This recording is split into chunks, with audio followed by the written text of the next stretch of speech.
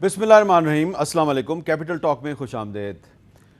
मुत्तहदा मजलिस अमल के सरबराह मौलाना फजलुर रहमान साहब ने कोयटा में जलसायाम से खिताब करते हुए वाज़ेह अल्फाज में कहा है कि मौजूदा हुकूमत अगस्त में इस्तीफ़ा दे दे, अगर इस्तीफ़ा ना दिया तो फिर अक्टूबर में हम इस्लामाबाद की तरफ लॉन्ग मार्च करेंगे। मौलाना फजलुर रहमान साहब ने इतनी बड़ी धमकी क्यों दे दी है? क्या तमाम अपोजिशन जमातें उनके साथ ऑन बोर्ड हैं या नहीं? ये एक बहुत अहम सवाल है जिस पे आज हमने बात करनी है। लेकिन इसके अलावा भी आपको पता है कि पिछले 2-3 दिन में कुछ अहम वाक़यात रूनुमा हुए हैं। आपने देखा कल कराची में क्या हुआ कि तहरीक इंसाफ के एक रुकन कौमी असम्बली आलमगीर खान साहब को कल गिरफ़्तार कर लिया गया। वहाँ पर वो एक प्रेस कॉन्फ्रेंस करना चाहते थे, उनको गिरफ़्तार कर लिया गया, पुलिस ने उन पर तशद्दुद किया और उसके बाद फिर उनको रहा भी कर दिया गया। लेकिन वो जो मामला है वो अभी तक चल रहा है। तो पाकिस्तान पीपल्स पार्टी की हुकूमत जो है कराची में, उसने एक MNA की गिरफ़्तारी का हुक्म क्यों दिया? और क्या MNA को प्रेस कॉन्फ्रेंस करने की इजाज़त नहीं है? क्या आज़ादी इजहार जो है वो सिर्फ लाहौर और इस्लामाबाद तक महदूद है, कराची में इसकी इजाज़त नहीं है? ये बहुत अहम बात है। और इसके अलावा आप जानते हैं कि साबिक़ वज़ीर-ए-आज़म नवाज़ शरीफ साहब के मशीर इरफान सिद्दीकी साहब को किया गया, उनको जुमे की रात को गिरफ़्तार किया गया, हफ्ते को सुबह अदालत में हथकड़ियाँ लगा के पेश किया गया और इतवार के दिन अदालत सजाई गई और फिर उनको जेल से रहा कर दिया गया। तो ये सब क्या हुआ, इस पर भी बात करेंगे। इरफान सिद्दीकी साहब से भी बात करेंगे और प्रोग्राम के अगले हिस्से में हम सईद गनी साहब और आलमगीर खान दोनों से बात करेंगे कि आलमगीर खान साहब और सईद गनी साहब का क्या मौक़िफ़ है। लेकिन पहले मैं अपने यहाँ स्टूडियो में मेहमानों का तारुफ़ कराता हूँ। हमारे साथ मौजूद हैं जनाब नदीम अफजल चंद साहब, वज़ीर-ए-आज़म के तर्जुमान, बहुत बहुत शुक्रिया चंद साहब, और जनाब खुर्रम दस्तगीर खान साहब, मुस्लिम लीग नून के सीनियर रहनुमा और साबिक़ वफाकी वज़ीर तजारत। लेकिन गुफ्तगू का आगाज़ करते हैं इरफान सिद्दीकी साहब से, जो कि इस वक्त हमारे साथ वीडियो लिंक पर मौजूद है। अस्सलाम वालेकुम इरफान सिद्दीकी साहब। जी वालेकुम अस्सलाम मीर साहब, बहुत शुक्रिया आपने हमें वक्त दिया। इरफान सिद्दीकी साहब, आपसे मैंने कोई लंबी चौड़ी बातचीत नहीं करना चाह रहा क्योंकि मुझे पता है कि आपके घर पे बहुत ज़्यादा मेहमान हैं। लेकिन सिर्फ हम ये जानना चाहते हैं कि आपको जुमे के दिन एक बिल्कुल बेबुनियाद सरासर झूठ पर मबनी मुकदमे में गिरफ़्तार किया गया। अगले दिन गिरफ़्तारी आपकी जो है वो इस तरह पेश की गई जिस तरह के जो है कोई दहशत गर्द होता है। आपको हथकड़ियाँ लगा के अदालत में लेके आए और फिर आपका 14 रोज़ का रिमांड दे दिया गया, आपको जेल भेज दिया गया। उससे अगले दिन इतवार के दिन अदालत लगा के आपकी ज़मानत मंजूर की गई, आपको जेल से रहा कर दिया गया। कुछ समझ नहीं आ रही बहुत से लोगों को कि ये अचानक ज़मीन आसमान जो हैं वो पहले एक कर दिए गए आपको गिरफ़्तार करने के लिए, फिर दोबारा आपको रहा करने के लिए भी ज़मीन आसमान एक कर दिया गया। कुछ आप हमें समझाएंगे कि चक्कर क्या है? बहुत शुक्रिया मीर साहब। पहले तो मैं आपका ख़ास तौर पे शुक्रिया अदा करता हूँ, आपके चैनल का शुक्रिया अदा करता हूँ, आपके तवस्सुत से पूरे मीडिया का शुक्रिया अदा करता हूँ, सोशल मीडिया का, सिविल सोसाइटी का। मेरा ख्याल है कि इज्तमाही तौर पे यूँ मुझे महसूस हुआ, मैं तो जेल में था, मुझे कुछ पता नहीं, ना अखबार थे, ना टेलीविज़न था, ना कोई टेलीफोन था। लेकिन जो ही मुझे निकला हूँ तो मुझे यूँ पता चला, जो भी मिला, कि लोगों ने जिस रद्द अमल का इजहार किया और जिस तरह इस इक़दाम के बारे में मज़म्मत की अक्रॉस दी बोर्ड, तो ये एक खुशाइंद निशानी है। अगर मेरी 1-2 दिन की जेल से इतनी बड़ी तब्दीली आ गई है तो मैं उससे बड़ा खुश हूँ। दूसरी बात जो आप सवाल के अंदाज़ में मुझसे पूछ रहे हैं, हकीकत है कि मैं अभी मेरे आपके दोस्त मुजीबुर रहमान शामी साहब तशरीफ़ लाए हुए हैं, तो मैं उनसे भी एक ही मिसरा कह रहा था कि क्या असीरी है, क्या रिहाई है, कि ना असीरी का कुछ पता चल रहा है कि ये कैसे उफ्ताद पड़ी। रात 11:30 बजे 12 गाड़ियाँ क्यों मेरे घर के घेराव करके बैठ गई, मुझे रफ़ कपड़ों में, रफ़ चप्पलों में घसीट के, बग़ैर दवाओं के एक गाड़ी में डाल के और मेरी बेटी को धक्के देते हुए गिरा के मुझे ले जाया गया, और फिर क्यों मुझे हथकड़ियाँ लगा के पेश किया गया, और क्यों मुझे एक ऐसे सेल में डाला गया जहाँ कंडेम्ड लोग जो थे पड़े हुए थे, मनशियात के लोग पड़े। मुझे इन चीज़ों का तज़किरा करने की ज़रूरत भी नहीं है। लेकिन फिर जो आप अगला सवाल उठाते हैं कि जी इतवार को ऐसा क्या हुआ कि अदालत लगी, और ये मैं यकीन जानिए, मैं आपको आप जानते हैं मुझे कि मैं फिंगर पॉइंटिंग नहीं करता, इल्ज़ाम तराशी नहीं करता, बदगुमानी भी नहीं करता। मैं समझता हूँ कि ये कहीं ना कहीं कुछ ना कुछ ऐसा ज़रूर हुआ है जो नहीं होना चाहिए था, और जब उस नहीं होना चाहिए को आप ठीक करना चाहते हैं और आपको कोई रास्ता नज़र नहीं आ रहा होता, تو پھر ایک ایسا کام بھی کر دیتے ہیں جو شاید بہت سے لوگوں کے نزدیک نہیں ہونا چاہیے. تو یہ دونوں چیزیں جو ہیں یہ ایک افراتفری کی کیفیت کا اظہار کرتی ہیں, ایک ایسی کیفیت کا اظہار کرتی ہیں جیسے معاملات کنٹرول میں نہ ہوں. اب میرے دوست ہیں ندیم افضل چند صاحب, انہوں نے میرے بارے میں بڑے اچھے خیالات کا آپ بتا رہے ہیں اظہار کیا, میں بہت شکر گزار ہوں. مجھے پی ٹی آئی کے اور بھی بہت سے سینئر لوگوں کے دوستوں کے بھی پیغامات آئے ہیں, میں ان سب کا شکر گزار ہوں. مجھے یہ بھی پتہ چلا کہ جی وزیر اعظم صاحب نے بھی اس کو ناپسند کیا, اس کا نوٹس لیا. مجھے یہ بھی پتہ چلا کہ وزیر داخلہ صاحب نے کہا جی کہ یہ بالکل کسی ایسے بندے کی کارروائی ہے جو ہمارا دوست نہیں ہے. تو اب عرفان صدیقی کو بلا دینا چاہیے, وہ تو ایک طرف رہ گیا. اب آپ کے گھر کا مسئلہ ہے کہ آپ اپنے گھر کے اندر سراغ لگائیں اور دیکھیں کہ وہ کون بندہ ہے جو آپ کے لیے بھی رسوائی کا باعث بنا, جنگ ہسائی کا باعث بنا, پسپائی کا باعث بنا, اور وزیر اعظم صاحب نے بھی اس کو محسوس کیا, وزیر داخلہ نے بھی محسوس کیا. تو یہ عرفان صدیقی تو نہیں ہو سکتا. یہ آپ کہہ لیں کہ مسلم لیگ نون والے ہیں, ان میں اتنی سخت ہوتی تو شاید میں جا بھی نہ سکتا وہاں پہ. تو یہ ضرور سراغ لگائیں, میرے لیے نہ لگائیں, لیکن حالات و واقعات مجھے ایسے وکلاء نے بھی آج آ کے بتایا ہے کہ یہ جو کیس آپ پہ درج ہوا ہے اور اس میں جس طرح کی دفعات لکھی ہیں اور جو اس میں مدعی ہوتے ہیں, یہ انڈو پاک کی ہسٹری کا ایک یونیک کیس ہے. وہ کہہ رہے ہیں جی کہ ہم ہائی کورٹ میں جا کے اس کی ایک مثال بتانا چاہتے ہیں, ایک نظیر دکھانا چاہتے ہیں کہ بر صغیر پاک و ہند کی تاریخ میں یہ پہلا واقعہ ہے اپنی نوعیت کا. تو اس چیز کو چھوڑ دیجئے, لیکن ایک حکومت جو انقلاب کی بھی دائی ہے, جو تبدیلی کی بھی دائی ہے, جو نئے پاکستان کی دائی ہے, اور سب سے بڑھ کے یہ کہ ریاست مدینہ کی روایات کی اور اقدار کی دائی ہے, اس کا یہ فرض بنتا ہے کہ اپنی صفوں کے اندر موجود, اگر کوئی ان کی صفوں سے باہر ہے اور وہ بے بس و لاچار ہیں تو دوسری بات ہے, اگر وہ ان کی صفوں میں ہے جیسے کہ وہ کہتے ہیں کہ ہے, تو پھر اس کا سراغ ضرور لگائیں. اچھا, صرف یہ بتا دیں کہ جب آپ کو پولیس تھانے میں لے گئی اور آپ نے ان سے اپنا جرم پوچھا تو انہوں نے بتایا کہ آپ نے جو قانون کرایہ داری ہے اس کی خلاف ورزی کی ہے, تو آپ نے ان کو بتایا تو ہوگا کہ یہ مکان میرے نام پہ نہیں ہے, پھر بھی انہوں نے جھوٹی ایف آئی آر درج کر دی. تو کیا پولیس جو ہے وہ اس نے چیک نہیں کیا, آپ نے ان کو کرایہ نامہ نہیں دکھایا, انہوں نے اتنا بڑا بلنڈر کیوں کیا؟ دیکھیں میر صاحب, یہاں چند صاحب بیٹھے ہوئے ہیں, ان سے آپ یہ سوال پوچھئے گا کہ کیا یہ طریقہ ہوتا ہے. آپ مجھے بتا دیں ٹیلی فون کے ذریعے, اب یہ مکان جو ہے جس کی بات ہو رہی ہے میرے 50 سالہ بیٹے کا گھر ہے, وہ کوئی 18-20 سال کا ینگسٹر بھی نہیں ہے, اور وہ دبئی میں 20 سال سے ہوتا ہے. آپ بھی اسے ملے ہوئے ہیں, آپ سے جانتے ہیں ذاتی طور پہ, اور یہ اس 20 تاریخ کو کرائے پہ چڑھتا ہے, 23 تاریخ کو یہ لوگ جاوید وغیرہ اس میں منتقل ہوتے ہیں, اور 26 ہو جاتا ہے. یعنی مجھے یہ نہیں بتایا گیا جی کہ کرایہ نامہ آپ کے بیٹے کا نہیں ملا, مجھے کوئی ٹیلی فون کال نہیں آئی, مجھے کوئی نوٹس نہیں ملا کہ جی یہ گھر کرائے پہ لگا ہے, ہماری اطلاع کے مطابق 10 دنوں کے اندر اندر آپ یہ کریں.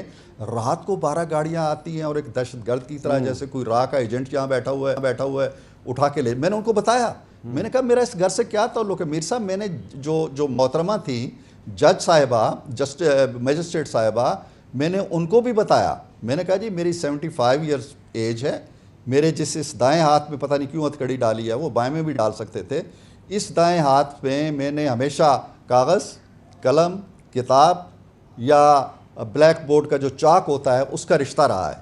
اور مجھے یہ بتائیں آپ خود کہ یہ جو کمپلینٹ ہے اس کو بھی دیکھیں, یہ کرایہ نامہ بھی دیکھیں. کرایہ نامہ میں کہاں ہوں, میرا کیا تعلق ہے, نہ میرا مکان, نہ میں مکان کرائے پہ دینے والا, نہ میں کرایہ دار, نہ کرائے پہ لینے والا. لین دین 2 افراد کا ہے. میں کہاں آتا ہوں, میرا نام ایک جگہ آتا ہے جہاں لکھا ہے Mr Imran Khawar Siddiqui, owner of the house, son of Mr Irfan Siddiqui. میں کہ یہ ہے سارا جرم, اگر اس پہ کوئی فردر جرم بنتی ہے تو لگا دیں. انہوں نے آدھے گھنٹے کا وقفہ لیا اور کہا جی 14 دن کے ریمانڈ پہ آپ جیل چلے جائیں. اور انہوں نے یہ بھی نہیں فرمایا, مجھے نہیں معلوم کہ کیا مسلط تھی یا قانون اجازت نہیں دیتا ہوگا کہ اس کی ہتھکڑی تو کھولو تم. چلیں, بہت شکریہ عرفان صدیقی صاحب, بہت شکریہ آپ کا, آپ نے ہمارے ساتھ گفتگو کی. ندیم افضل چند صاحب اب تو ہو چکے ہیں اور خود انہوں نے یہ کہا ہے کہ ان کو یہ پتہ چلا ہے کہ وزیر اعظم صاحب نے بھی اس میں کافی انٹرسٹ لیا. آپ یہ نہیں سمجھتے کہ شاید یہ اس طرح کے جو واقعات ہیں اس سے اپوزیشن کو فائدہ پہنچانے کی کوشش کر رہا ہے کوئی؟ جی, میں بالکل آپ سے اتفاق کرتا ہوں. اس طرح کے واقعات ہمیشہ حکومتوں کے خلاف سازش ہوتی ہے اور نہیں ہونے چاہیے ایسے واقعات, اور اس کی جتنی مذمت کی جائے کم ہے. اور میں سمجھتا ہوں کہ پرائم منسٹر صاحب سمیت مجھے کوئی ایک بندہ بھی پی ٹی آئی کا نہیں ملا جس نے کہا ہو کہ یہ اچھا واقعہ ہوا. سب نے کہا یہ قابل مذمت ہے اور اس کی ضرور انکوائری بھی ہوگی. اور دوسرا جو اس میں اچھا پہلو ہے کہ جو ایک ڈنڈورا پیٹا جاتا ہے آزادی صحافت کا، آزادی رائے کا، تو دیکھ لیں کتنی خوش دلی کے ساتھ، کتنے اچھے طریقے کے ساتھ لوگوں نے آواز بلند کی عرفان صدیقی صاحب کے حق میں، اور حکومت کے لوگوں نے بھی اپریشیٹ کیا اور سوسائٹی نے بھی اپریشیٹ کیا. اس کا مطلب ہے کہ ہمارے آزادی رائے کی طرف ہم جا رہے ہیں. ہم آئیڈیل سچویشن تو نہیں ہے نا ہمارے، مطلب کبھی بھی نہیں ہوئی. ابھی ڈیموکریسی کی عمر کتنی ہوئی ہے، لیکن میں سمجھتا ہوں کہ میں اپٹیمسٹک، ہمیں ایک اچھی خبر جو ہے نا لوگوں کو یہ بھی بتانی چاہیے کہ ہم پھر بھی بہتری کی طرف جا رہے ہیں. اچھا، اور اس سوسائٹی میں اگر کوئی چھوٹا موٹا ایسا واقعہ ہوگا تو وہاں اکراس دا بورڈ تمام پولیٹیکل پارٹیز کے لوگ، خواہ وہ نون لیگ ہو، نون لیگ کا چلو صدیقی صاحب کے اوپر ایک شرعی حق ہے، باقی کا تو شرعی حق نہیں ہے نا. باقی بھی میں سمجھتا ہوں ایک اخلاقی طور پر اور پولیٹیکلی مورلی سب پارٹیوں نے اس کے اوپر حمایت کی ہے کہ یہ مذمت کی ہے اور اس کے جو رہائی ہے اس کی حمایت کی ہے. خرم صاحب، یہ آپ سمجھتے ہیں کہ واقعی ایک پازیٹیو سائن ہے ہماری سوسائٹی میں کہ عرفان صدیقی صاحب کی گرفتاری پہ نہ صرف اپوزیشن اور عام لوگ، سول سوسائٹی نے بہت احتجاج کیا، بلکہ حکومت کے کچھ لوگ جو ہیں انہوں نے بھی اس پر مذمت کی، انکلوڈنگ ندیم افضل چند صاحب؟ میٹھا سازش تو یہ ہے کہ فراز نے کہا تھا کہ سو شرط یہ ہے جو جان کی امان چاہتے ہو تو اپنے لوح قلم قتل گاہ میں رکھ دو. یہ سازش ہو رہی نا. آپ وہ انٹرویو کر رہے تھے جو آف ایئر گیا، سازش یہ بھی ہو رہی ہے کہ وزیر اعظم نے آپ کو انفالو کر دیا ہے، سنا ہے ٹویٹر سے. کوئی بات نہیں. ہاں، اور یہ بھی سازش ہے کہ اپوزیشن کے تمام جلسے اور تقاریر بلیک آؤٹ ہو رہے ہیں الیکٹرانک میڈیا پہ. یہ بھی ہم سازش کر رہے ہیں کہ جو ہے جس چینل پہ ہم موجود ہیں بہت ساری جگہوں پر بند ہے اور بہت ساری جگہوں پر اس کو پچھلے نمبروں پر پھینک دیا گیا. یہ بھی کوئی اپوزیشن کی سازش ہے. جرنلسٹ کو جو ہے اپنے چینل سے باہر پھینک دیا گیا، اخباروں سے باہر پھینک دیا گیا. تو یہ تو سازش یہی ہو سکتی ہے کہ وہ ایک استاد اردو پڑھا رہی تھی اپنے جو تھا شاگرد، تو اس نے الف بے پہ پڑھی تو وہ کہا جی گاف لام میم حمزہ چھوٹی یہ ہے بڑی ہے. تو اس نے کہا کہ وہ نون کہاں گیا؟ اس نے کہا جی نون تو ساری جیل میں چلی گئی ہے. آخر برق جو ہے وہ پورے انڈو پاک کی تاریخ میں کرایہ داری پہ اگر 13 دن کا ریمانڈ ہوا ہے وہ مسلم لیگ نون والوں پر ہی گرنی تھی. آ کر یہ سازش ہے. یہ ویسے نہیں، آپ عرفان صدیقی صاحب کو صافی سمجھتے ہیں یا مسلم لیگ نون؟ جی نہیں، میں وہ آخر بہر اس وقت مسلم لیگ نون کے وہ ان کا تعلق کارکن مسلم لیگ نون کے رہنما ہیں وہ، لیکن وہ استاد ہیں، وہ لکھنے والے ہیں. چھوڑ دیں کہ ان کا تعلق اس پارٹی سے ہے. مقدمہ تو غلط درج ہوا نا. اس کی آپ انکوائری، حکومت اس کی انکوائری کرے گی، پولیس سے پوچھے گی یہ تم نے کیا کیا؟ میں سمجھتا ہوں بالکل. میری آج پی ایم صاحب سے ملاقات نہیں ہوئی، کل میرے خیال ہو جائے گی. انٹیریئر منسٹر صاحب کو میں نے پتہ کیا ہے، میرے خیال میں تو انکوائری ہونی چاہیے. انٹیریئر منسٹر صاحب کو بھی نہیں پتا؟ نہیں، میرا رابطہ نہیں ہوا. اگر میرا رابطہ ہوتا تو میں آپ کو ان کا ورژن بتاتا یا پرائم منسٹر کی رائے بتاتا. لیکن اتنا مجھے پتا ہے کہ پرائم منسٹر نے اس کے اوپر افسوس کا اظہار کیا. انکوائری ضرور ہو رہی ہوگی. ایسا نہیں ہوتا کہ پی ایم نے افسوس کا اظہار کیا اور انکوائری نہ ہو رہی ہو، ایسا نہیں ہو سکتا. میری اطلاع کے مطابق وزیر اعظم صاحب کے حکم پر عرفان صدیقی صاحب کو رہا کیا گیا، میری یہ اطلاع ہے. دیکھیں جب پرائم منسٹر افسوس کا اظہار کر رہے ہیں تو اس کا مطلب ان کی خواہش ہے کہ وہ جلد از جلد رہا ہو جائیں. نہیں، پرائم منسٹر حکم دے سکتا ہے. مجھے نہیں، جوڈیشل سسٹم کے تحت ہی ہو سکتا ہے. پرائم منسٹر کے ایک بہت قریبی ایگزیکٹو آرڈر تو آپ ان کے قریبی ساتھی جو ہیں، ان کے کولیگ ہیں، انہوں نے مجھے بتایا کہ پرائم منسٹر نے حکم دیا ہے اسلام آباد کی ایڈمنسٹریشن کو کہ یہ آپ نے غلط کیا، آپ ان کو ریلیز کریں. یہ سب کمالات ہیں. روپیہ 10 روپے گرتا ہے پرائم منسٹر کو نہیں پتا. ایف آئی اے جو ہے وہ اصغر خان کے کیس کی رپورٹ ودرا کر لیتی ہے سپریم کورٹ میں سے، پرائم منسٹر کو نہیں پتا. یہ کیسی انجان حکومت ہے کہ عرفان صدیقی کو گرفتار کیا ان کو نہیں پتا، جو ہے رانا ثناء اللہ گرفتار کیا ہمیں نہیں پتا. تب بھی انہوں نے کہا کہ ہمیں تو پتہ ہی نہیں. یہ تو جو ہے اے این ایف نے کیا. بعد میں وزیر صاحب نے آ کے 3 دن بعد قومی اسمبلی میں بیان دیا. یہ سارے ایشوز جو ہیں یہ بھی صاحب آہستہ آہستہ ملک فاشزم کی طرف جا رہا ہے. اس کو روکنا پڑے گا. اچھا، ہمیں اس کو ریزسٹ کرنا پڑے گا. یہ اظہار رائے کی آزادی بہت بڑا ایشو ہے. اور پہلی چیز آپ کو معلوم ہے کہ جو کیجولٹی ہوتی ہے کسی بھی جگہ پہ وہ سچ کی اور بولنے والوں کی ہوتی ہے. اور مجھے آج اپنے بھائی سے معذرت لطیفے یاد آ رہے ہیں کہ طوطے جو ہے کوے نے طوطے سے پوچھا کہ تم بند کیوں ہو، تو طوطے نے کہا میں بولتا ہوں. اچھا، لیکن اب ایک آپ کے ساتھی ہیں، آپ کے سینئر کولیگ ہیں مولانا فضل الرحمان صاحب، وہ بولے ہیں کل کوئٹہ میں انہوں نے جلسہ کیا ہے وہ جو بات کہہ رہے ہیں ذرا سنیں مولانا صاحب نے کیا کہا. ہم پہلے مرحلے میں ان کو مہلت دے رہے ہیں کہ وہ اگست کے مہینے میں مستعفی ہو جائیں تو اسلام آباد مارچ سے بچ جاؤ گے، اور اگر آپ نے اگست کے مہینے میں استعفیٰ نہ دیا تو پھر اکتوبر کے مہینے میں ہم اسلام آباد میں ہوں گے. پورا ملک اسلام آباد کی طرف مارچ کرے گا، یہ آزادی مارچ ہوگا. اچھا جی چند صاحب، یہ دھمکی ہے ان کی مولانا صاحب کی کہ آپ اگست میں استعفیٰ دیں ورنہ ہم اکتوبر میں اسلام آباد کی طرف لانگ مارچ کریں گے. تو اس لانگ مارچ کو روکیں گے آپ یا ان کو کنٹینر فراہم کریں گے؟ دیکھیں یہ تو وقت آئے گا تو پتہ چلے گا کہ وہ کس طریقے کا لانگ مارچ چلاتے ہیں. حکومت کو اپنا کوئی جمہوری مطالبہ منوانے کے لیے کچھ سسٹم میں بہتری لانے کے لیے استعفیٰ دیں. استعفیٰ تو ایک طریقہ کار یہی ہے کہ عدم اعتماد لا سکتے ہیں، اور بالکل اگر یہ دھرنا دینا چاہیں تو یہ ان کا حق ہے. میں سمجھتا ہوں گورنمنٹ ان کے اوپر کم از کم لاٹھی، وہ ضیاء الحق مائنڈ سیٹ والی لاٹھی گولی سرکار نہیں چلے گی. اچھا خرم صاحب، شیلنگ نہیں ہوگی میرے خیال میں، اور پرچے بھی نہیں ہوں گے. اور میرے بھائی نے مجھے آج بڑی خوشی ہوئی کہ ان کو بڑا طوطا بھی یاد آ رہا ہے، قلم بھی یاد آ رہی ہے، جس طرح میاں شہباز شریف صاحب کو حبیب جالب بڑا یاد ہو گیا ہے. تو مجھے سچی بات ہے، مجھے ایک نا روح کو تسکین پہنچ رہی ہے کہ چلو کچھ تو میں سمجھتا ہوں کہ شاید ضیاء الحق اب روحانی موت مر رہا ہے. یہ اس لحاظ سے میں خوش ہو رہا ہوں ایز اے ڈیموکریٹک پرسن کہ چلو ایک چھتری طرح پروان چڑھنے والے آج طوطے کی آزادی تک پہنچ گئے. حالانکہ یہ تو طوطوں سے فالے نکلوانے والے تھے کہ کب بی بی کی حکومت ختم ہوگی، کب یہ ہوگا. لیکن تاریخ میں اگر انہوں نے سیکھا ہے، نجم سیٹھی کے اوپر تشدد سے لے کر احمد میر کے ساتھ بھی بہت کچھ ہوا ہوگا یا اور کسی کے ساتھ بھی، اگر انہوں نے اچھا سیکھا ہے تو میں اپریشیٹ کرتا ہوں ایز اے پاکستانی. ہر دورے کو ایز اے پولیٹیکل ورکر نہیں، ہم نے کچھ نہیں کیا، ہم آپ کے سامنے بیٹھے اگر کچھ کیا ہے تو ہم سے پوچھ سکتے ہیں. چلیں اچھا، ہمارے بھائی اس اشتہار میں پھنس گئے ہیں. ان سے ان کی حکومت کی کارکردگی میں اور فاشزم کے بارے میں سوال کرو تو کیا کہتے ہیں؟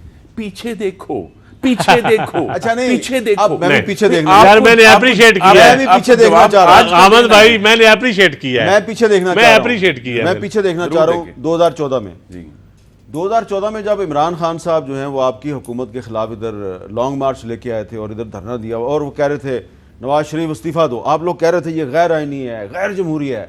اب مولانا فضل الرحمان صاحب کہہ رہے ہیں میں اکتوبر میں آ رہا ہوں اسلام آباد اور عمران خان استعفیٰ دو. آپ ان کو سپورٹ کریں گے؟ آپ یہ دیکھیے مولانا نے یہ جو تقریر فرمائی ہے یہ انہوں نے اپنی پارٹی کے جلسے وہ علیحدہ کر رہے ہیں اپوزیشن سے.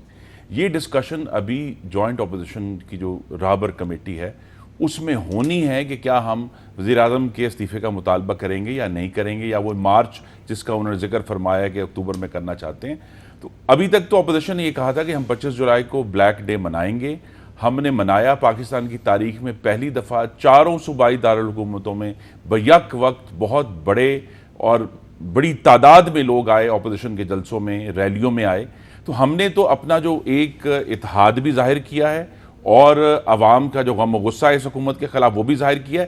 اب مولانا اگر یہ تجویز لے کر آئیں گے تو اس پر ڈسکشن ہوگی، ہم دیکھیں گے. تو ابھی آپ اکتوبر 2019 میں اسلام آباد کی طرف لانگ مارچ کے معاملے پہ ابھی تک آپ ابھی جوائنٹ اپوزیشن کی یہ پالیسی نہیں ہے. یہ جب ابھی اگلی رہبر کمیٹی کی میٹنگ اگلے چند دنوں میں متوقع ہے، اس میں یہ ڈسکشن ہوگی. جی اب ہم لیتے ہیں جی ایک وقفہ، اور وقفے کے بعد کراچی میں جو پیپلز پاکستان تحریک انصاف کے ایم این اے عالمگیر خان صاحب کو گرفتار کیا گیا، اس مسئلے پہ عالمگیر خان صاحب سے اور سعید غنی صاحب سے بات کرتے ہیں ایک وقفے کے بعد.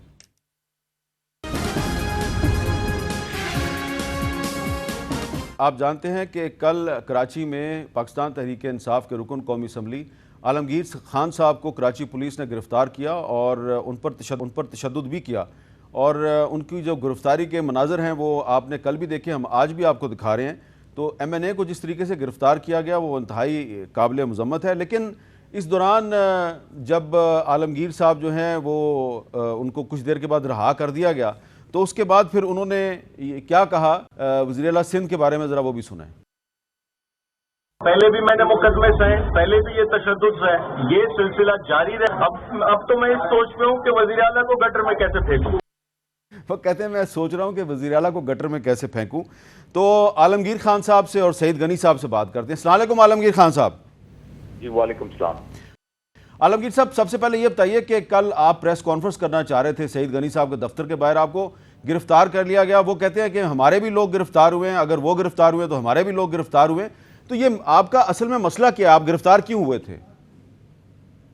देखिए, एक तो चीज ये कि हमने प्लान किया था कराची वाटर एंड सीवरेज की जो बदहाली है इस वक्त, और जिस इदारे के चेयरमैन सईद गनी साहब हैं, इनके दफ्तर के बाहर हमने एक पुरअमन प्रोटेस्ट प्लान किया था, जिसके लिए हम वहाँ गैदर हो रहे थे। इन्होंने पहले से अपने पार्टी पीपल्स पार्टी के वर्कर्स को, मुसल्ला लोग, डंडा बरदार लोग वहाँ खड़े किए थे, कोई 200-300 लोग थे, और हमारे लोगों को इन्होंने तशद्दुद किया, उनकी गाड़ियां तोड़ी, उनके सर फाड़े, और पुलिस की निगरानी में पुलिस वहां मौजूद होती है। और इस वाकये के बाद हमारे ही लोगों को, जो कि विक्टिम है, उनको अरेस्ट कर लिया जाता। ठीक है। फिर मैं जाता हूं प्रेस स्टॉक करने के लिए उसी स्पॉट पर, और फिर मुझे अरेस्ट कर लिया जाता। लिहाजा एक तो ये कि अगर तो सवाल किया जा रहा है आपकी कारकर्दगी के हवाले से कराची के इशू के लिए, मैं कोई किसी की अपनी जात की करप्शन के लिए नहीं, ना कोई मेरा नाम कोई नैब में कि उसके लिए एहतजाज करा था, कराची के इशू पर कर रहा था। अच्छा चले, आपने मुझे अरेस्ट भी करना है, कर लें अरेस्ट, लेकिन इशू के लिए भी तो हल बताएं ना अपना। जी अच्छा, सईद गनी साहब अस्सलाम वालेकुम। जी वालेकुम सलाम। सईद गनी साहब, ये आलमगीर खान साहब कह रहे हैं कि आपने अपने दफ्तर के बाहर मुसल्ला गुंडे खड़े किए थे और उन्होंने इनके कारकुनों पर तशद्दुद किया, तो यहाँ से फटा शुरू हुआ। तो आपने क्यों मुसल्ला लोग अपने दफ्तर के बाहर खड़े किए थे? देखिए, ये जो दूसरी मर्तबा आए थे उसका तो खैर ना किसी को पता था ना कोई चीज थी। मुसल्ला लोग अब पुलिस वाले मुसल्ला होंगे, बाकी हमारे कारकुन तो उसके बाद मैंने प्रेस कॉन्फ्रेंस की, वो सारे लोग मौजूद थे, आपकी मीडिया मौजूद थी, किसी के पास कुछ नहीं था। जख्मी लोग हमारे थे 9, एक को तो स्टिचेस लगी हैं 5, एक की अंगुली टूट गई है, बाकियों को लाठियों के जो निशान थे वो मैंने दिखाए मीडिया के सामने। तो अब वो कहने को जो चाहे कह लें, लेकिन हकीकत ये है कि कानून अपने हाथ में लेने की कोशिश की, और जो मुशायरा भी वो कर रहे थे उसकी भी मैंने तफसीलात कोई इजाजत नहीं दी थी लेजिस्लेशन से कि जो मैंने कोई मुशायरा करना है वहाँ। तो अगर कोई एमएनए है तो उसका मतलब ये तो नहीं होता कि वो आईन और कानून से बाला हो जाता है और जो उसकी मर्जी है वो करता फिरे। ये मेरा ख्याल है करना। इज़हार राय की आज़ादी है, जो मर्जी करते फिरे, लेकिन इज़हार राय की आज़ादी है तो ठीक है, वो कोई मेरे मुंह पे खड़े होकर मुझे। अच्छा, अब आलमगीर साहब ये बताएं कि ये हमने आपकी कुछ तस्वीरें देखी हैं कि आप सीएम हाउस के बाहर कचरा फेंक रहे हैं, गंदा पानी फेंक रहे हैं, आपके साथी भी गंदा पानी फेंक रहे हैं। क्या एमएनए का ये काम है कि वो शहर में सीएम हाउस के दफ्तर के बाहर आप वहां पे कचरा फेंके, गंदा पानी फेंकें? देखिए, इसके अलावा मैं कैसे इशू एड्रेस करूं, मैं इशू मनवाऊं कैसे? जब ये जवाब नहीं देते, मैंने इससे पहले वाटर बोर्ड के खिलाफ भी एहतजाज किया, उसका भी कोई जवाब नहीं मिला, उसका भी कोई प्रोग्रेस नहीं हुई, तो इसके अलावा मैं इशू कैसे मनवाऊं, इनको गैरत कैसे दिलाऊं? और कल जो हमारा एहतजाज था ये बिल्कुल पुरअमन था, और इससे पहले इन्होंने मेरे जाती घर पे अपने लोग भिजवाए और वहां जो है एक तमाशा करने की कोशिश की। एक रात पहले, एक दिन पहले मुझे हरासा करने के लिए, मुझे ब्लैकमेल करने के लिए। मैं तो इनके ऑफिस के बाहर, इनके जाती घर के बाहर नहीं, इनके मिनिस्ट्री का ऑफिस है उसके बाहर एक प्रोटेस्ट कर रहा हूं। और क्या ये तरीका है कि आपको मेरे एहतजाज पर एतराज है तो आप डंडा बरदार लोग मेरे लोगों पर तशद्दुद करवाएं उस पर? अच्छा जी, सईद गनी साहब इसका जवाब देंगे कि आपने एक रात पहले आलमगीर खान साहब के घर पे मुसल्ला अफराद भेजे थे, क्यों भेजे थे अगर आपने भेजे थे? ये पहले कभी हमें क्या पूरी ब्लैकमेल करने के, अगर मुसल्ला अफराद से जाएं थाने में एफआईआर करें उनके खिलाफ, मतलब जाहिर है कि कानून तो मौजूद है ना, जो भी उनके खिलाफ करवा जाए एफआईआर, वो तो किसी में नहीं होगा। और ये उससे पहले पता नहीं क्या क्या तूफान बदतमीजी मचा, कभी हमने जिक्र नहीं किया, कभी उस पर हमने कोई नाराजगी का इजहार नहीं किया। सीएम हाउस के अंदर हमने गटर का पानी फेंका, कचरा फेंका, सब कुछ करते रहे, हमने कभी कुछ नहीं कहा। लेकिन जाहिर है कि अगर आप हमारे घरों में घुसेंगे, हमारे दफ्तरों में घुसेंगे, तो भाई इतना तो मुझे भी है ना कि मैं दरवाजे में बंदे खड़े करके ये करा दूं कि अंदर कोई ना आए। अच्छा, आलमगीर साहब ये बताएं कि आपने ये क्यों कहा कि आप सीएम को गटर में फेंक देंगे?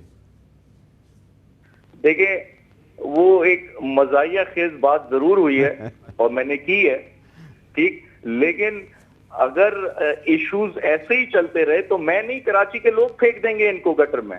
चलें, आप कह रहे हैं कि ये मजाहिया अंदाज में बात की, तो सईद गनी साहब फिर इसको दरगुजर करना चाहिए। मजाहिया अंदाज में बात किया उन्होंने सीएम को गटर में फेंकने वाली। ہنسی مذاق میں بھی اس قسم کی بات جو ہے وہ میں سمجھتا ہوں کہ کسی بھی طرح سے قابل قبول نہیں ہونی چاہیے.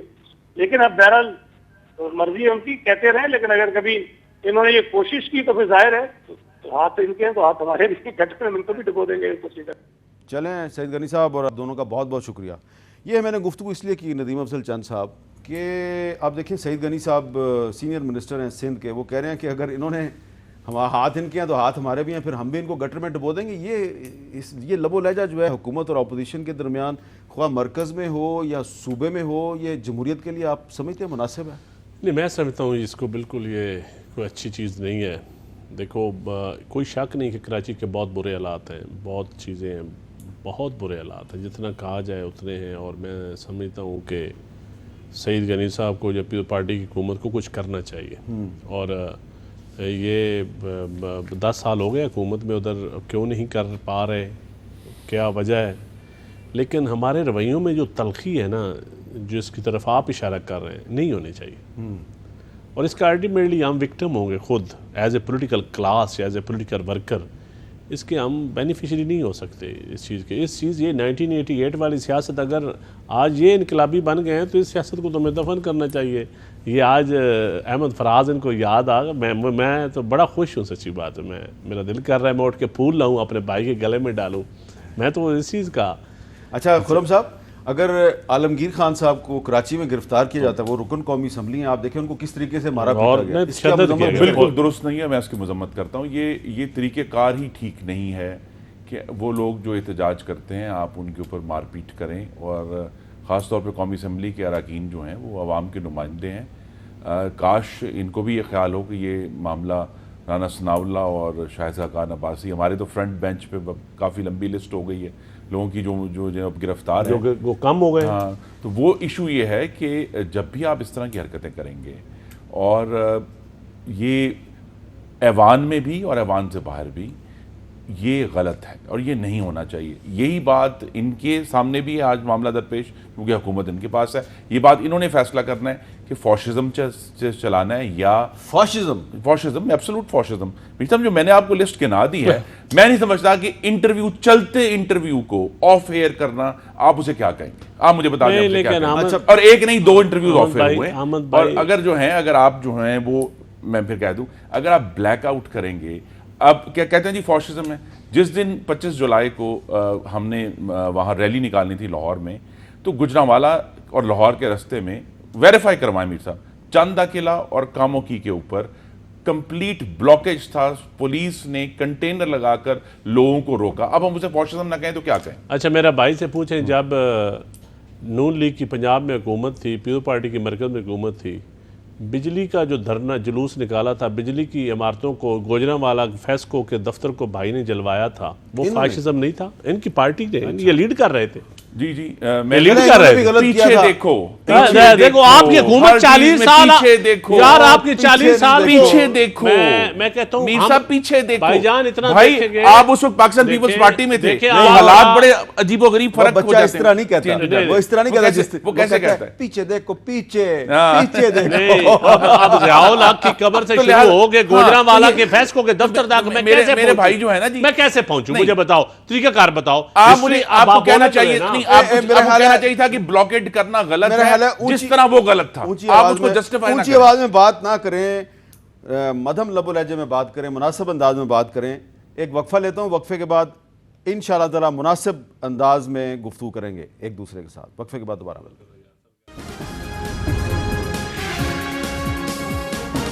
خرم دستگیر خان صاحب ایک لسٹ گنوا رہے تھے اپنے ساتھیوں کی جو جیل میں ہیں، تو میں پڑھ دیتا ہوں. انجینئر قمر الاسلام، حنیف عباسی، نواز شریف، مریم نواز، حنیف عباسی صاحب پاکستان سے باہر ہیں، شہباز شریف، حافظ نعمان، حنیف عباسی صاحب اپنے چیک اپ کے لیے پاکستان سے باہر گئے، کامران مائیکل، رانا ثناء، شاہد عباسی، حمزہ شہباز شریف. اس کے اگینسٹ حکومتی لسٹ گرینڈ ٹوٹل علیم خان، سبطین خان. اچھا نہیں، علیم خان صاحب رہا ہو چکے ہیں. اچھا اب میری بات سنیں، میں آپ کو عمران خان صاحب جو وزیر اعظم ہیں، انہوں نے آج کیا کہا ہے، ان سب لوگوں کے بارے میں ذرا سنیں. ہماری تباہی کا سب سے بڑا سبب یہ ہے کہ 24,000 ارب روپے کا 10 سالوں میں اس ملک کو مقروض کیا ہے اور وہ جواب نہیں دے رہے. ان کے لیے اگر جیل میں ہے تو ایئر کنڈیشن لگے ہوئے ہیں، बेचारा आम आदमी 70% पाकिस्तानियों के घरों में एयर कंडीशन नहीं है, उनको जेल में एयर कंडीशन मिले हुए हैं, टीवी लगा हुआ है वहां। जो ज्यादा जुर्म करता है उसको प्रिविलेजेस दी हुई हैं। अच्छा चांद साहब, मैंने आपसे ये पूछना है कि वज़ीर आज़म साहब ने ये अमेरिका में भी कहा था कि मैं पाकिस्तान वापस जाके ये एसी निकलवाऊंगा, कब नवाज शरीफ का एसी वापस ले रहे हैं वो? नहीं, मेरा नहीं ख्याल, बात उन्होंने की है, ठीक है, उन्होंने एक निशानदेही की है, लेकिन इसमें जेल मैनुअल चेंज करने पड़ेगा, ये प्रोविंशियल हुकूमत का काम है। प्राइम मिनिस्टर को खुद जाके एसी तो नहीं निकालेंगे ना उनको। वो एक मिसाल दे रहे हैं कि दोहरापन की बात कर रहे हैं कि एक आम कैदी है, एक आम आदमी है, उसके लिए क्या सहूलतें हैं, कैदी के लिए क्या सहूलतें हैं और आम गरीब आदमी के लिए क्या सहूलतें हैं। एक प्रिविलेज क्लास है, VIP क्लास, जिन्होंने इस मुल्क को कर्जों में डबोया, जो इन्होंने 40 साल जिन्होंने हुक्मरानी की, उनके लिए क्या मराहत है। उनका मकसद ये था बात करने का कि देखिए यहाँ दो तबके हैं ना, दो से पाकिस्तान है, दो तबके हैं, दो निज़ाम हैं। वो उस दोहरे निज़ाम की बात कर रहे थे, दोहरे रवैयों की बात कर रहे थे कि उनके लिए अदलिया की आज़ादी भी और है, आम आदमी के लिए और है, जेल मैनुअल भी आम आदमी के लिए और हैं, उनके लिए और हैं। तो ये अब जब कोई तब्दील करने की बात करता है या आइडियलिज्म की बात तो करनी चाहिए, तो जब कोई कोशिश करता है फिर विक्टिमाइजेशन का इल्जाम लगता है। तो मेरे ख्याल में मेरे भाई देखिए 40 साल आप हुकूमतों में रहे। अच्छा, आप बेशुतर बेमहार बेताज बादशाह रहे। आप मेरी बात, मैं आप मुनासिब रवैये में बात कर रहा हूँ ना, आप मुझे आपको इनका 40 साल दौर गैर मुनासिब नहीं नजर आया, हमारा रवैया गैर मुनासिब नजर आ गया मेरे भाई।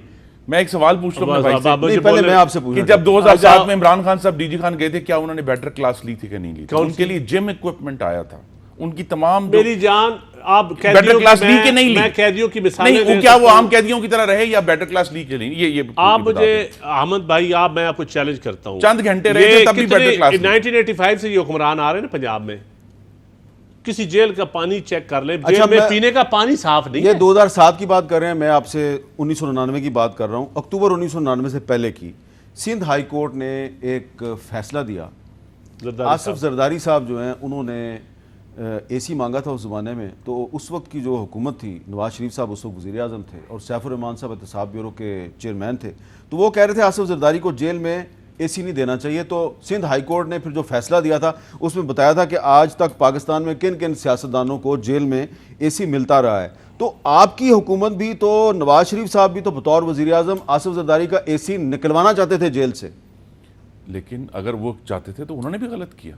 क्यों? जो कानून के मुताबिक चलना ना, बहस खत्म। हाँ, कानून के मुताबिक बहस खत्म। आप इन्होंने जेल जबान काटने की माफी मांग ली, अब राना मकबूल से रिजाइन तो लेना, किसी कलम वाले, चलो इरफान सदीकी को सेनेट का टिकट दे राना मकबूल की जगह, चलो एक उस्ताद तो है ना, राना मकबूल को किस इनाम में इन्होंने, जब आप जरदारी साहब और मरियम नवाज के इंटरव्यू ऑन एयर खींचने की माफी मांगेंगे तो मैं ये माफी मैं एक आपने इतनी अच्छी बात की है, मैं उस अच्छी बात को आगे चला रहा हूं। मैं तो माफी नहीं, माफी फिर माफी मांगने के लिए बहुत बड़ी नवाजा गया है, जुल्म की बुनियाद पे कि वर्करों के ऊपर तशद्दुद। जब आप राना सनाउल्लाह के ऊपर 21 किलो हेरोइन की माफी मांगेंगे तो मैं भी माफी मांगूंगा। मैं कहता हूं अगर गलत मुकदमा होगा तो मैं तो मुजम्मत करूंगा, माफी भी मांगूंगा। LNG और LPG का फर्क जाने बगैर शाहिदा खान अब्बासी को पकड़ने की माफी मांगेंगे तो मैं माफी आप LNG ये साबित करें कि आज आपने LNG महंगी नहीं ली, आप साबित करें आपने 1400 अरब रुपए कमीशन नहीं लिया, आपने जो एंग्रो को, मैं ये साबित करूंगा कि जब वज़ीर आज़म अगर गलत होगा तो मैं माफी मांगूंगा, लेके जा रहे थे, मैं माफी मांगूंगा। एक दिन पहले उन्होंने फरमाया कि ये बहुत अच्छा मुआहिदा था।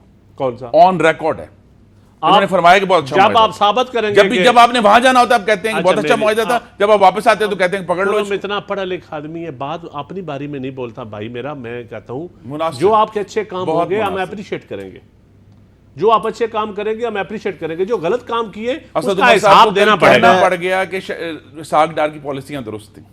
इसाक डार साहब फिर मुल्क में वापस क्यों नहीं आए, मकरूर क्यों है? असद उमर साहब का कहना है कि उनको मिसकोट किया जा रहा है। चले ठीक है, तो अब मैं मुनासिब अंदाज में, अहमद भाई इसाक डार साहब या 5 मफरूर जो इनके हैं वापस आके अदालतों के सामने सरेंडर करके क्यों नहीं सीना तान के खड़े होते कि हम हैं कानून का सामने करने वाले। हाँ ठीक है, ये है ना रूल ऑफ लॉ के लिए लड़े, जदोजहद करें।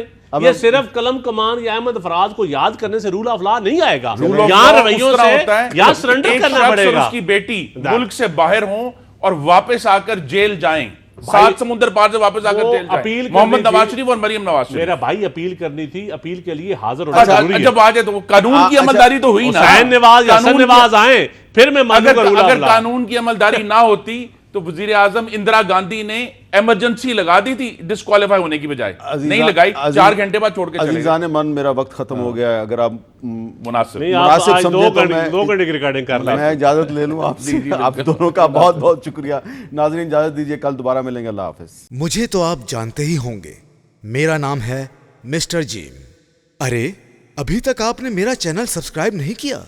ارے بھائی فوراً سبسکرائب بٹن پہ کلک کر کے میرا چینل سبسکرائب کریں, اور ہاں بیل آئیکن پر لازمی کلک کریں تاکہ آپ کو میری آنے والی تمام ویڈیوز کی اپڈیٹ ملتی رہے.